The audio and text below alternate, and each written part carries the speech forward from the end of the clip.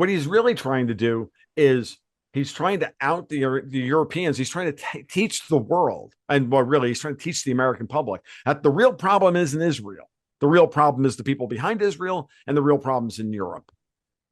That's a hard sell to American people who have been gaslit into believing that, into this idea, because there's still this really, really deep seated, like, But people are pretty linear thinkers, and when you tell them we're going to collapse the Russian economy because this guy's not playing well, he's not making peace like we want, they just take the literal meaning of what you've said. How does that teach them to hate the Europeans?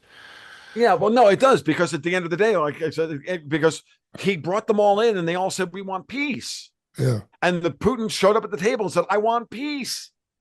But he seems to be, but what I'm saying is Bessa and Trump seem to be blaming Putin right now rhetorically in Well, the that's, public eye. but yeah, but nobody's listening to that stuff. That was what matters is again, it's the real optics are not what they're saying, because most people don't have any idea what Trump says or what Besson says on a day-to-day basis. No, but they do see the big friggin' struggle session at the White House, and they all want peace, and then they don't get it. And I don't think what Trump has done is he's proven that, okay, so why is NATO moving into Ukraine then? Right?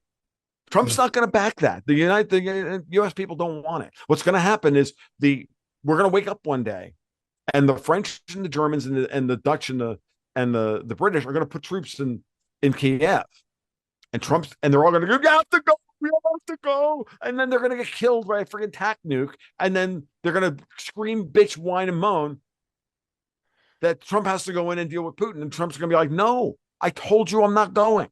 I'm told you we're not doing this." That's on you. You had the opportunity to make peace. You chose not to do so. It's like you have to bring people across on this stuff slowly. But you actually think that's like a realistic scenario that the NATO's going to go into Kiev and they're going to get hit with a tactical nuke from Russia, and then I Trump's going think it's a non-zero probability. to, yeah, Yeah, I wow, do. What do you think these people are? Dave, you're dealing with people who would rather burn the world to the ground than give up their grand dreams of controlling it. yeah.